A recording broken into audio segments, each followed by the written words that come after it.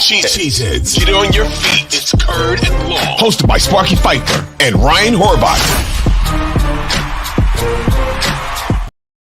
Welcome in another edition of Curd and Long. Ryan Horvath off today. Steve Sparky Fifer with you. Follow me on Twitter at Sparky Radio. If you haven't heard, back on the air again on 1250 AM The Fan on your radio dial following Milwaukee Bucks games.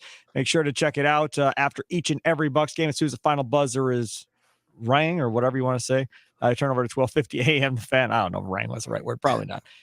And you'll hear the Potawatomi Sportsbook Pro Hoops post-game show served up by Wendy's. And next game coming up Sunday night against the very dangerous Oklahoma City Thunder. Joining me is the ever-dangerous Dusty Evely, film analyst for Packer Report, Cheesehead TV, Pack-A-Day Podcast. See, everywhere that you look for Packer content, Dusty Evely has his fingers in somehow, some way. And he is the man. That's why everybody likes him. Dusty, thanks for coming on, man. Appreciate it.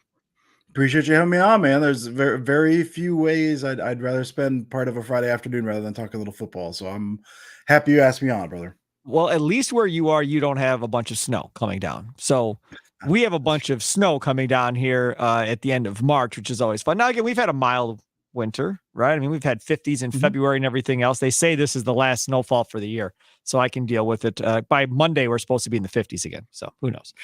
Dusty, first things first, we haven't talked since January, so we really haven't gotten into the offseason and what all has transpired for the Packers. So I want to first start with their decision not to bring back Aaron Jones. They asked him to, according to reports, to make a 50% pay cut after he took a $5 million pay cut last year.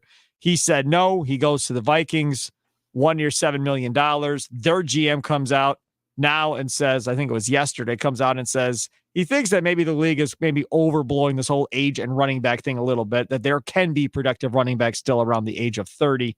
And maybe some of these GMs are kind of overblowing it a little bit. Your thoughts on Jones? Is he worth $7 million a year? Would you have kept him if you were Gutekunst? Go ahead. I'm fine. My heart tells me I didn't want them to move off of him because Aaron Jones is going to go down. I think I've said this before, but I think growing up, I kind of grew up with those 90s Packers teams. So I always think of like my favorite Packers running back I've ever watched. And it's partly nostalgia is Dorsey Levens. I fell in love with Dorsey Levens. Love that dude's game. I think Jones has overtaken him as far as like favorite running back, as far not just what he gives the team, but what he gives you in the locker room, what he gives you off the field, all that stuff. So my heart says, no, like I didn't want them to move off him. It's the right move. I mean, he's regardless of what the comments of what the GMs, I mean, the comments was he can still be effective. We've seen running backs still be effective over 30. And I think of a lot of them, Jones is going to be a pretty interesting case for that because for years, I mean, you know this as well as I do.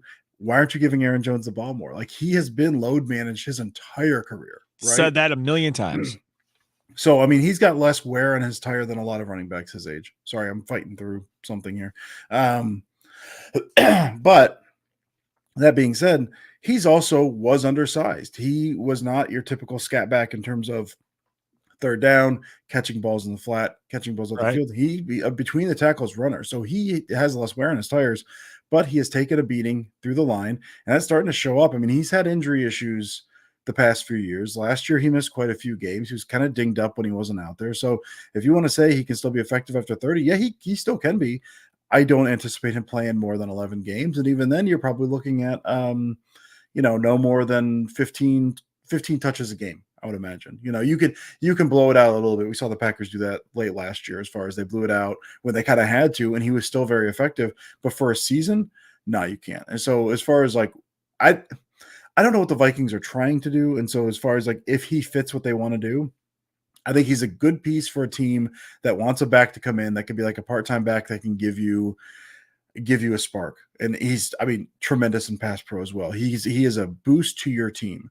I still don't know the Vikings, like, are you boosting your team if your quarterback is Aaron Donald? I don't know what they're doing from a team building perspective, but I think he's worth $7 like on its face. That being said, I'm fine with the Packers moving on for him. It was fun. It was a very fun 3 hours when it was Josh Jacobs and Aaron Jones back. I was so happy. It's gonna be great. I'm fine with moving on just simply because even with that, like this will be a fun backfield.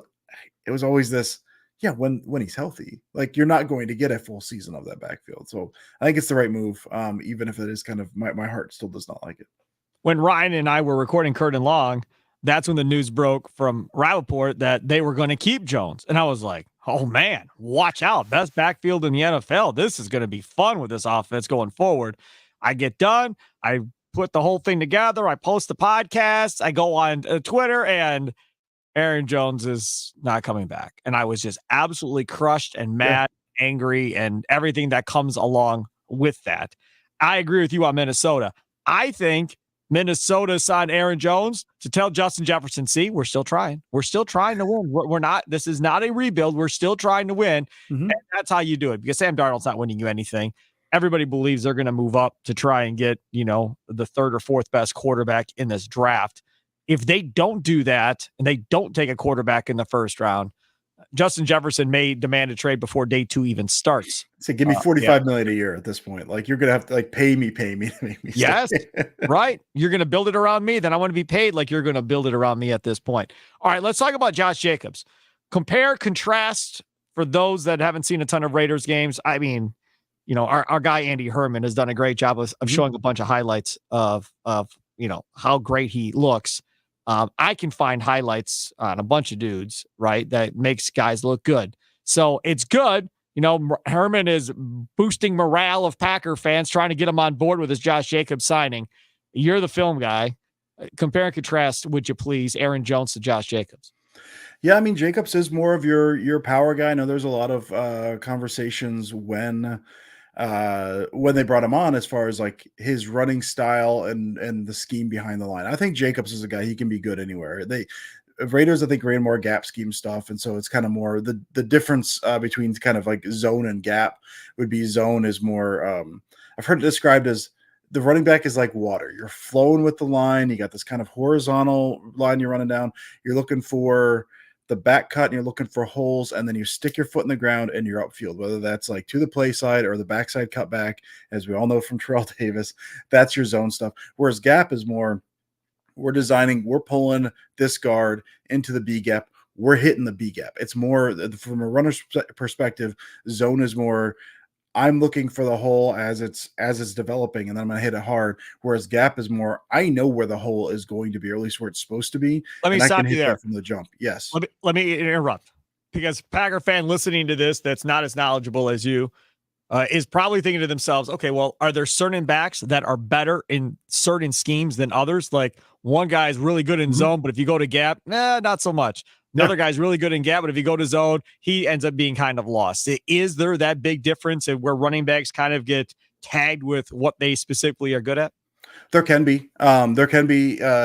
For zone, I think you need more innate vision, because you need to be able to see those gaps, like not as they developed, as they're developing. And so you got to think more on the fly, whereas gap is more, I know where it's going to be. I can hit this. Obviously, there needs to be some improvisation. You're not going to win that every single time, but I think you do need a little more vision with zone stuff than you do with gap stuff. That being said, I think Jacobs is better at the gap stuff. He is shown to be, because the Raiders ran that a little bit more. And I think the Packers have shown for the past 3 years, they want to lean into more of that side of their running game. They want to pull their guards. They haven't been able to do it because that line's been in flux somewhat. But the signing of Jones makes me wonder if they're going to lean into gap stuff a little bit more. That being said, Jacobs also is a pretty good zone runner. So I think they can, but he's also a little more of that power guy. I mean, I mentioned Jones can run between the tackles. Jacobs can do that as well. I think his top end speed is a little bit more. I think Jacobs' burst through the line, or Jones's burst through the line, is better. For sure. Jacobs is kind of more of that hammer, but his top end speed at this point is better than Jones. Kind of more of a home run hitter. Good hands as well. My favorite bit of Jacobs' thing was, this was the day after he was signed. My youngest brother is every time there's a new Packer signing, he will watch as much of that player as humanly possible. That's great. I wish more Packer fans did that. Oh my gosh, he'll do this like with every coach. He's like, oh, I watched the DBs for this one. He's like, if you think I watch stuff, he's a lunatic. But the day after, he texted the group and he said, he's the anti-Brandon Jackson. He always loved Brandon Jackson for his screen stuff, right? Where he's like, Jackson, for all of his faults, he would set up behind the screen. He was so patient. Jacobs, he gets his foot in the dirt. Dude wants to go, and that's on screens. That's no screens at all. So there are times you'll run into, I like the aggressiveness, but there are times you'll run into issues with Jacobs where he's maybe out ahead of his skis a little bit, ahead of the blocking a little bit from where it's supposed to be, where maybe he's not as patient as he should be, where it's like, I see this, I'm going. But that can also pay off a little bit more. I think if Jones was there, he would have been a perfect compliment, because it is kind of more of that. He's skinnier than Dylan, but he's kind of more of that power, that hammerhead guy at heart that also can break stuff. I love the signing, dude. What about his hands? Can he catch the ball out of the backfield? He said he wants to catch the ball more out of the backfield. But how good is he at catching the ball out of the backfield? Yeah, I don't have the numbers in front of me, but I know over the past couple of years, his receiving numbers have been better than Jones. He's been targeted down the field more than Jones has been. He's not thought of as a receiving back. He's got good hands. I think he had 50 targets or something this past year. Like, they will try to involve him in the passing game. I know what LaFleur has tried to do, wants to do with these guys. I think they will. I think they will feature him a lot more in the passing game, maybe than they did. I was going to say in Oakland and Vegas, but yeah, I think he's very, very good hands. I think that's an underrated part of his game. Matt Schneidman laid out in his, I think it was his mailbag piece from The Athletic, the situation at running back going into the draft and the remainder of free agency. And he said, you pretty much got a couple options. You draft a running back on, say, day 2, and then that person competes with A.J. Dillon and is that guy behind Jacobs. Option B is you draft a guy on day 3 and he's battling Wilson for that spot, that third running back spot behind A.J. Dillon. Or option 4, you do nothing in the draft and you are happy to roll with what you have at this point. I will tell you, I want a damn running back in the second or third round in this draft to be a guy that if Jacobs doesn't work out after year 1 or year 2 and they decide to move on, that you have somebody in there. My question is, what's that player look like to complement Josh Jacobs the best going forward? For me, I want more of an Aaron Jones type player. That's more of along the lines of what I'm wanting. I know some people still want that A.J. Dillon type. I'm done. If they never have another one of those big bruising guys ever again, I'm completely fine with it. You'll never hear me complain. Well, Jacobs is more dynamic, but Jacobs is more that what Dillon gives you. That's one of the reasons I was kind of excited about the move. The more I thought about it, was you look at the running back situation. I didn't think Dillon was going to be back. Obviously, he is now. But before the Jacobs signing was, all right, well, they need to pick up someone in the draft to complement Aaron Jones. And you look at the draft, and I've not gone too deep into it. The draft for that type of, not like a plotter, but kind of more your power back, it's not a good draft for. There's not a whole lot of guys.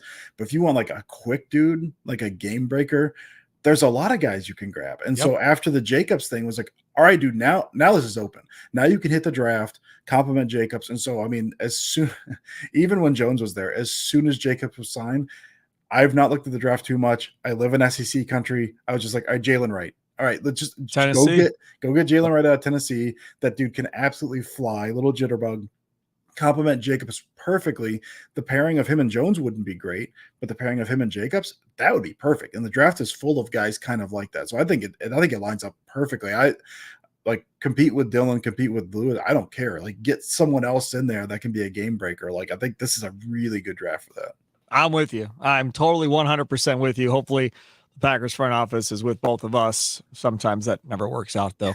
He is Dusty Evely, film analyst for Packer Report, Cheesehead TV, Packer Day Podcast. Follow him on Twitter at Dusty Evely. You can follow me at Sparky Radio. Take a quick time out, come back. Other side, let's talk about the safety that the Green Bay Packers brought in and the safety that they lost, and now what to do next at the other safety position. That's right ahead here on the Curtin Long Podcast. Download on your Odyssey app, or if you download your favorite podcast app. Check us out as we live stream this most of the time over there at the Odyssey Sports YouTube page. Back after this. Hey, it's Sparky Fifer, 1250 AM The Fan, along with my guy, Dusty Evely, film analyst for Packer Report, Packer Day Podcast, and, of course, Cheesehead TV joining us. Follow him on Twitter at Dusty Evely. Follow me at Sparky Radio. We talked about the running back situation there in the first segment of the podcast. Let's now move on to the safety position, because this is a position that I think all offseason, prior to the McKinney signing and probably even after the McKinney signing, everybody said, you got to take a safety early. You have to. Maybe you take even 2 safeties to try and cover you behind. So first off, you lose Darnell Savage to the Jaguars, and he goes there. You sign Xavier McKinney to a blockbuster deal, paid a lot of money for this dude. to come back there and play safety. And he's young. He's not an old dude. He's going to be here for a while and probably hasn't even played his best football to this point. From what you could tell of what this new defense is going to look like under Hafley, how is the fit for McKinney and what he wants? God, that's perfect, man. So I spent this is the first year I've done any like draft contributions to anywhere, which is funny because I've mentioned how little I've done with any draft stuff. For the She Said TV Draft Guide this year, I wrote a big piece on Hafley's defense and how what the Packers are going to maybe do to try to attack that a little bit more. What you need in that defense. I mean, he is shown to be multiple. He will run different stuff. What he needs is a single high center field safety. Think like Earl Thomas, Legion of Boom. Right. That can hold that down, that can cover the whole back end. They will ask him to play in the box, play close to the line occasionally, but for that to work, you need a true center fielder, like a true guy. And they didn't. I kept thinking, okay, if they can get Darnell Savage to like somewhat small money, he played his best football under Patton, where they played kind of more of that single high, post him back there a little bit more. Barry played a lot of single high as well, but the way they got there was different. And it was not fitting Savage's skill set. But Savage told the speed. But my number one guy was McKinney for that. Because if you want the Hafley defense to work, you need that dude. And there's not many of them in the draft. There's not a whole lot of them available that are like top of the line, can play single high. There's so many quarter systems now that it's tough to find that guy. And so this was like back in 2019, my number one guy free agency. I was like, get Adrian Damus. Like he's that solidifying force. I don't care who else you get this free agency draft. Please get Adrian Amos. And they did. This year it was McKinney. You need that to work. You need really kind of some of the like the spine. You need single high safety, linebacker in the middle, and you need I say spine. It'd really be like someone up front that can really cause devastation and destruction. They're missing the safety, and I didn't see a clear path to get one if they didn't get McKinney. So I think he fits what they want to do. Like you said, he's 24. He's coming off his first contract. He is young. Like I said, best football in front of him. This seems like just the perfect spot for him. I could not be more thrilled to have him. All right. So talk about this draft. What then is the complement to how you want to play with McKinney? What type of safety are you looking for now, whether it be still in free agency, because there's still some out there in free agency, or whether it be in the draft? You got to get a box guy, a thumper. I kind of thought like like late stage Morgan Burnett, right? Like that safety that is more kind of like that hybrid linebacker. I mean, the ideal when you think of the pairing, it was Earl Thomas and Cam Chancellor, where he had Earl Thomas range in the back of the safety, holding it down. Cam Chancellor can rotate back, has some coverage skills, but really his role is more, all right, man, listen, I can jostle with tight ends. I can play the run fit in the box, kind of that bigger guy who also has some range. Like that's what you need. That's easier to find. That true center field safety, that's tough. The box guy, you're not going to be in coverage a ton, so you can teach some of those skills. And I've not looked at the draft close enough to know like who's there, who can you get, who complements that role. But that box safety stuff, like I was looking for single high before they signed McKinney. I was like, well, Kalen Bullock out of USC was like my guy. He can't tackle, but he's rangy and can hold down the back end. But I hear you, we've had a lot of safeties that can't tackle, so that's less than ideal. Well, now you don't need a guy like that. You just need kind of a guy close to the line, kind of thumper that can play against the run a little bit more. You teach him to cover. So that's the complementing force you're looking for. Ideally, you get someone else who can be a little rangy in the backfield. I don't know if they have. Maybe Anthony Johnson Jr. can grow into something. He showed flashes last year, but I think you need that close to the line thumper is what you're looking to complement. I got two other positions. I want to go, because you're calling the spine, you're going right to middle linebacker. So I want to go down there now with this new defense. Devondre Campbell's gone. He complained, whined, whatever. Fine. See ya. What type of player do you want next to Quay Walker? Is it Isaiah McDuffie? He knows the scheme, obviously played at Boston College for Hafley. Is it him or is it a different type of player to play next to Quay? I'd want someone a little bigger, like McDuffie. I think McDuffie is probably the guy for now. I think they're going to want someone a little bigger. I mean, ideally, because I've heard a couple different things. Like Quay might be the Mike, which would be kind of that bigger, that flow to the run guy. Right. Quay might be the Will, which would be kind of that backside linebacker, and you little more like you want faster coverage ability there. Quay seems like he'd be good in coverage. He has not been. So I think ideally, if you can teach Quay a little bit more coverage, if he can be, and whether that was a scheme or whatever, if he's the backside Will, which ideally is what he would be, you want your kind of like center of the field dude who flows to the run, who's a little bigger, that calls out the plays and all that stuff. McDuffie for me, I mean, he's great against the run. So as far as that goes, I think like maybe this season is fine. Ideally, I'd want someone a little more physical, a little bigger in that role, because you're going to have to get off blocks, and it's tough for linebackers to get off blocks anyway. But McDuffie has struggled with that, so I think you want to upgrade there. But again, I've not looked a ton at the draft, but from what I've seen, like it's not great for linebackers this year, and I don't think there's a clear path to get one. So maybe they get a developmental guy, but I wouldn't be shocked if they roll in with McDuffie this year.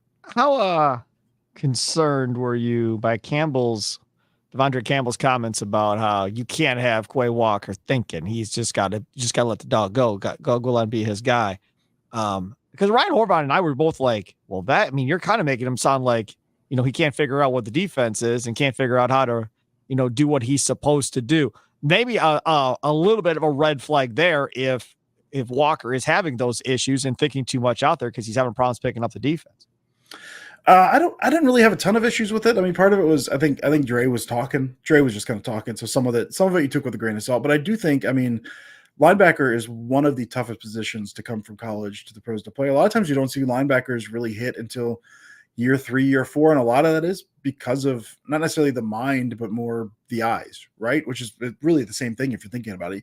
You got this motion in front of you, you got guys shifting, you're processing, you're thinking about, okay, when this goes here, how do I fit? What do I do? Then the ball snapped and you got all this eye candy in front of you and you don't know, you're just step slow because you're trying to figure out where to react. A lot of that you don't learn until you're learning on a job. You really don't get good at that till year 3, year 4. So I didn't make anything of it just because maybe that is who Quay was, but as he's learned and as he's seen stuff, that's not to say he can't be better than that. I think he showed some of that ability at Georgia. So I didn't really make anything of it. It was just kind of those, again, Devondre said a lot of stuff on his way out the door. I think some of it had merit. Some of it, I think he was just maybe in his feelings a bit. So I didn't make anything of it because a lot of times those by year 2, you still are swimming a little bit. It is hard to know what you're seeing. So it didn't really concern me at all.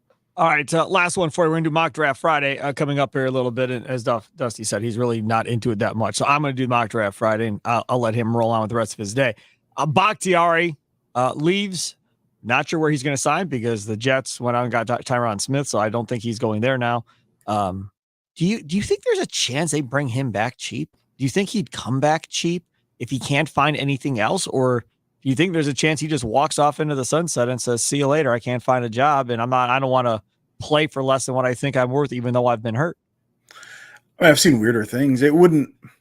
I don't see him coming back. I think the chances are far greater that he simply walks away if he can't find a spot. He seems like he still wants to play, so maybe you have something. And in that scenario, I think the only way I'd see him back with the Packers is if he hasn't signed, no one signed him.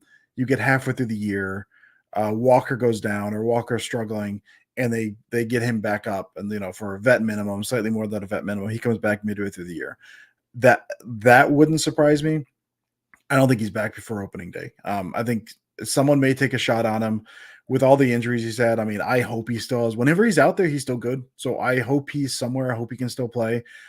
Unless he comes back midseason, I don't see him back with the Packers. Like I said, I think it's more likely he walks and no one signs him for whatever, he's kind of wanting and he walks away like that. I think that, to me, at the moment, that feels like the more likely scenario. Now, if he signs a deal with, the Jags or something tomorrow, I'm not going to bat an eye. But the back with the Packers before the season starts feels I don't think that's in the cards. What about this offensive line? Because this was another thing in the mailbag for Schneidman about kind of lining up needs as far as positions or players that may be there at certain spots in this draft. Where do you rank tackle versus guard, interior lineman, as far as needs on this team going into the draft? Are either one of those worthy of a first-round pick in your mind? Because as Schneidman pointed out, they've done well with drafting offensive linemen outside of the first round. It's not something that they've had to do. And the last time they drafted a first-round tackle, I think it was Derek Sherrod, and he was injury-plagued and never ended up being anything at that point. But there is a chance, a very good chance, that they're going to have a chance at a pretty good offensive lineman down there at the end of the first round. And it'll be curious to see if they take that shot or if they say, yeah, we like a couple of these guys, but we'd rather do this in the second round and then move back and get additional picks. Yeah, it goes against what they've done, kind of how they value different positions. I don't see them doing it, but their offensive line, a lot of it, It comes down to how you feel about Walker, I think is a big thing. Like if you think Walker, who struggled early in the year, if he figured out his stuff late in the year, like is that the Walker we're going to see? And then you've got your starting left tackle. That's cool. Because if you think you got that, then we got Jenkins at left guard. We know what he can do. Myers, who like worst case scenario is fine and can hold it down. You can upgrade there, but I don't think that's a glaring need. Zach Tom, who looks like the dude at right tackle, like just an absolute stud. You need to upgrade right guard. Like that, Sean Ryan's not it. John Running's out the door. You need to fix that position. And I don't think they have a clear path to do it. You need to fix that position for this next year. And I think there are guys that you could draft and do that. I don't think they will in the first round, but I also think they totally could in the first round. Like, I think it wouldn't be, if that's the hole. And again, if they think Walker's a dude, we got to fix interior linemen. There's guys who can play interior line. And if they're sitting there in round one and there's a guy there, as much as I'm like, all right, grab an edge, grab a corner, grab, one of those guys they always grab. If they go with interior line there, I think that could be a very smart move for them. What if they said, we're going to move Zach Tom to left tackle and draft a right tackle? Zach Tom played left tackle in college. Now, I personally, I don't necessarily, I think he's an all-pro at guard, personally. I think he's a great right tackle. Obviously, he was one of the best at pass protection at right tackle last year, so it's not a knock on him at right tackle. I just think he'd be amazing at guard. But if that's not the case, and you're looking at the draft, you're like, okay, I don't know if I got a left tackle here, but I definitely got a couple right tackles I could take. Would you be opposed to sliding Zach Tom to the left side? No, I mean, like you said, he played in college. I think that I'd be fine with that. Find your tackles how you find your tackles. Like if that's your dude on the left side, again, I liked what Walker showed. I'm not super convinced he's a long-term option there. So great. If you think Tom's left tackle, throw him there. I mean, I think the guard thing I'm really interested in, just because it is. If you look across the league, you look at like what the Rams are doing. They're getting big up front, and Tom he's gotten bigger, but he's still a little light. If the Packers want to do that and try to go a little more power game, I think Tom's too small to slot into a guard. If they want to slide him if they say tomorrow, if they say right after we're done recording, Zach Tom's our left tackle, we're going after a right tackle in the draft, absolutely. Like that would make me feel great. But they still do need to do something with their right guard position. Because Zach Tom and Elton Jenkins on the left side, how do you feel running behind that left side? God, I feel great. And then if you can, Myers, for all of his faults, is athletic center, and they'll pull him a lot. In the same way, he's not on the level what the Eagles did with Jason Kelce. A lot of teams won't pull their centers. They'll pull Myers a lot because he's athletic. He can do it. So now if you've got those two guys and you're pulling Myers off the snap to kind of, kick out the edge there, man, you do some beautiful stuff off the left side. I'd be all in favor of that. There we go. We solved it. Somebody called Goody. Tell him Zach Tom's going on the left side. We're drafting a right tackle. That's gigantic. That's what we're going to do. Dusty Evely. Follow him on Twitter at Dusty Evely. You can also check out all of his work at Packer Report, Cheesehead TV, and, of course, the Pack a Day podcast. Great film analyst. Dusty, thanks so much for coming on, my friend. And coming up in the next segment, we'll do our mock draft and see what we come up with today. I'm going to try and follow Dusty's leads here on kind of what he was saying. And we'll see if it comes out looking anything decent. We'll find out after this. Here on Kurt and Long, downloading your Odyssey app or download your favorite podcast at. And, of course, you can also check us out on the Odyssey Sports YouTube page. Dusty, thank you so much. Appreciate you, Sparky. Thank you, dude. All right, so take a quick time out, come back, and we'll do our mock draft. Back on Curd and Long, Steve Sparky Fifer with you again. Thanks to Dusty Evely for hanging out with us there in the first part of the podcast. Now a mock draft Friday, like always. Time to do that mock draft. And we have not had Horvat here, but for one of these things. So hopefully we can get Horvat starting to show up on Fridays again so he can be a part of these podcasts for the mock draft. All right, I like to do a 4-round mock draft. Kind of gives you that idea of what day 3 will look like. I don't like doing the full thing because half the time most of us don't know who those guys are anyhow, rounds 5 through 7, so no need to go through it. All right, so here we go. The draft has started. I use Pro Football Network for their mock draft. I know some use Pro Football Focus and so forth. And it's fun to see kind of how this goes. I tend to restart these mock drafts if like something weird happens in the top 3 that's obviously not going to happen. Then I just restart it and we start all over again. All right, so the Packers are up now here at 25 as we sit right now. Player pool-wise, Johnny Newton is still there, the defensive tackle from Illinois. Cooper DeJean is there, the safety from Iowa. Byron Murphy The second, the defensive tackle from Texas, Kool-Aid McKinstry, the cornerback from Alabama, Tyler Guyton, the offensive tackle from Oklahoma, Keon Coleman from Florida State. So, I mean, there's 5-6 guys there. They're still on the board that, more than likely you'd be happy with taking any of those guys if need be. So the Bengals have a trade offer, $49.80 and a second in 2025 for $25. The first round from the Packers, will reject that one. Cardinals want to move up 2 spots, and essentially you swap pick 169 for the Packers with pick 90 for the Cardinals. We'll accept. We'll move back 2 spots. No problem. Cardinals take Kool-Aid McKinstry. And then after that, Christian Haynes, the guard from UConn, goes to Tampa Bay at 26. So Packers back on the board again. Only lost really one of the guys that you wanted. Houston with an offer of 42 and a second in 2025 for pick 27. We'll reject that. Cleveland with a bunch of picks that start at 54 and future picks. We'll reject that as well. And we'll sit here and we'll make this pick at pick 27.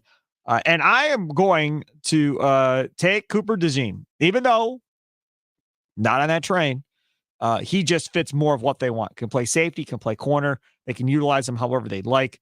So we're going to take Cooper DeJean there with that pick at 27. And again, you upgrade it later in the draft by moving up, 70, 80 slots earlier in the draft by making that trade. So to me, that makes a lot of sense. All right, now back up at pick 41. Let's look at that player pool here to see what's still on the board. Both quarterbacks, Nix and Penix, they're not doing that. Jordan Morgan, the offensive tackle from Arizona, is there. Lad McConkey, the wide receiver from Georgia. T'Vondre Sweat, the defensive tackle from Texas. Trey Benson, the running back from Florida State, is there as well. So that is something to consider. Now, for me, of those guys, Troy Franklin is still there. Edgerrin Cooper, the linebacker from Texas A&M, all still there. So those are the names to consider when we're talking about these draft picks. You can go back 13 picks with Cleveland, plus get a 3rd-round pick in 2025. The Vikings offering up 108 and a first in 2025 from the Vikings, but you have to go from 41 to 108. Now, this here is interesting because you have another 2nd-round pick, right? So because you have another 2nd-round pick, if you wanted to give up one of these to get a first for next year, that's something they may consider doing. I'm not going to do it. I'll reject that. I'm not going back 13 picks with Cleveland either, so I'll reject that. We'll make the pick here at this point. So Jordan Morgan, 6'5", 311, offensive tackle out of Arizona, is something to consider. T'Vondre Sweat, that's who I would like to take, right? That would be my guy that I would take here. But again, his RAS score is only 411. So does that matter enough to them to not take him? I don't know. But for this situation here, as we look at this, I am going to go with T'Vondre Sweat. I'm just going to go with my guy because that's who I want them to take there at 41. So we'll take T'Vondre Sweat, big 360-pound defensive lineman, eats up 2 and 3 offensive linemen, will definitely help with stopping the run, which they definitely need to do going forward. So screw the RAS score for me. Give me T'Vondre Sweat in that situation. Packers back up again at 58. Let's look and see what is available here before we look at the trade offers. So sitting there right now, Trey Benson from Florida State is still there. Rackestra Jr., the cornerback from Missouri, is there as well. Malachi Corley from Western Kentucky is there. Kinchins, the safety from Miami, is there. Patrick Paul, the offensive tackle from Houston. Michael Hall, the defensive tackle from Ohio State, is there as well. Chris Jenkins from Michigan is still there as well. All right, so now let's look at these trade offers as we got them. There's one trade offer. You move back 3 picks with the Lions and get a 5th in 2025. Sure, we'll do that. We'll go back 3 spots to take Brandon Dorlus, the edge from Oregon. Back up again.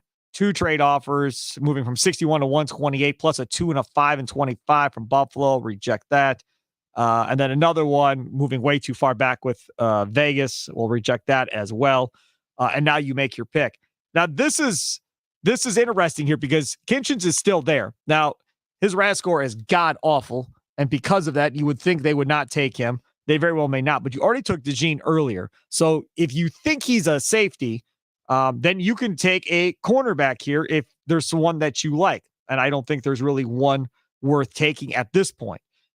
If you think he's a corner and you want to take a safety, that would be something else to consider as well. Cole Bishop, for example, had a huge RAS score, 6'2", 206.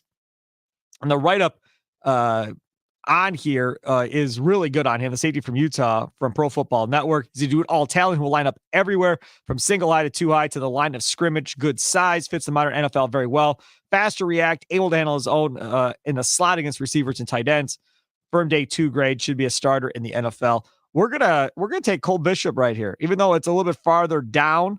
We're gonna go with Cole Bishop with that pick there, and I'm just gonna say that DeJean probably ends up being more of a corner, and then Bishop ends up being that safety next to Xavier McKinney as we move forward. So on to the third round we go. Packers now have pick number 88 will be their pick, and obviously linebacker is still a need here. But as we talked with Dusty Evely earlier in this podcast, there's not a lot to pick from, right? There's just not a lot to pick from. Now, don't forget, because you made that trade earlier where you moved back a couple of spots and you picked up 90, you now are sitting here at pick 88, 90, and 91. So you have 3 of the next 4 picks. And Will Shipley from Clemson is there. Devontae Walker, Trevin Wallace from Kentucky is there. Blake Corum, the running back from Michigan. Roger Rosengarten from Washington is there. I kind of like him. Jeremiah Trotter Jr., the linebacker from Clemson, is there as well. Some of the other guys that are at Bucky Irving, the running back from Oregon. That's who I like. Again, not a great RAS score, fell back. Josh Newton, the cornerback from TCU, is there, kind of like him. So you've got a lot of guys that are sitting there right now that you can pick. 2 trade offers. I'm not doing either. Reject them all. And now here is your opportunity to go ahead and make a pick. I'm going to go with Roger Rosengarten or Jeremiah Trotter. Those are the 2 that I am kind of debating here as far as where I want to go. I really like Rosengarten. I'm going to go with Rosengarten, the tackle from Washington there at pick 88 will be my pick. More trade offers. We're going to say no to these trade offers. So far, with this draft that we're doing, Cooper DeJean, the safety from Iowa, Tavondre Sweat, the defensive tackle from Texas, Cole Bishop, the safety from Utah, and Roger Rosengarten, the offensive tackle from Washington, is what we have so far. And now Devontae Walker goes to the Texans at 89. That's a good pick. Packers now have back-to-back picks here to go with. And again, I know RAS score-wise, Bucky Irving is awful, but Jalen Wright is a guy that is still there, obviously, and a guy that I would love to have. So we'll take Jalen Wright, the running back out of Tennessee, at 90. More draft offers. We still say no to that. And now you look and see, okay, what is the other position that you want? Trevin Wallace is at linebacker. Jeremiah Trotter Jr. Is at linebacker. That's a possibility. You still have a cornerback out there that's pretty good in Josh Newton. James Williams, the linebacker from Florida, a bigger linebacker. That would be another possibility. I think if I'm the Packers right now, looking at this and trying to figure out which way to go, I think I'm going to go with Jeremiah Trotter Jr., even though he's not that big and maybe he's not the best. Smart dude, good bloodlines with his dad playing in the NFL. So we'll go with Jeremiah Trotter Jr. there at pick number 91 for the Green Bay Packers. So again, as we sit, you essentially have 2 safeties or a safety in a corner, depending on how you want to play DeJean, a huge mammoth defensive tackle in Sweat, another offensive lineman to add into the rotation and compete for a starting spot in Rosengarten, a running back that complements perfectly to Josh Jacobs, according to Dusty Evely, and Jalen Wright, the running back out of Tennessee, and a great bloodlines guy and a smart football IQ guy in Jeremiah Trotter Jr., the linebacker out of Clemson, with that other one. So now coming up here to pick 126 for the Packers.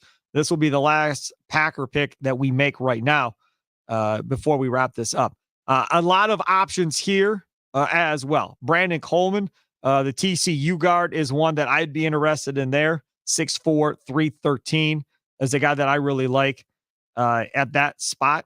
And I think that's going to be the way I'm going to go. So we'll take a tackle and we'll take a guard in this draft. And I know there are some of you that don't like the idea of, taking all these offensive linemen. But for me, I think it's smart because, again, depending on what you think of Rasheed Walker, I mean, this could be the right side of your offensive line. I mean, God forbid if you start two rookies on the right side of the offensive line. But, if you started Rosengarten and Coleman on the right side of that offensive line, Tom moves to the left side with Elton Jenkins and Myers. That's a lot of inexperience on one side of the line. But this same Packers team went with all kinds of inexperience at wide receiver and tight end. Didn't blink an eye. Didn't matter. We're going to do what we do, and we're going to trust the process. So here in this situation, you might be able to get one or two starters for that offensive line, whether it be this year or in the coming years, to add to what you already have. And the one thing we know about the Packers, they know their offensive linemen. They know how to develop them. They're very good at it. So when they draft an offensive lineman, you just go, okay, goody. Sounds good. If you believe that person will work out, I will believe with you, regardless of what our mock drafts do. That'll do it for another Mock Draft Friday. Thanks so much for tuning into another edition of Curd and Long. Thanks to Dusty Evely, who spent almost a half hour with us talking about the Packers offseason. Very, very good stuff. Tell your friends, tell your family members. Download Curd and Long on your Odyssey app, wherever you download your favorite podcast at. Check us out on the Odyssey Sports YouTube page as well. Enjoy the rest of your day. Have a good one. Toodles.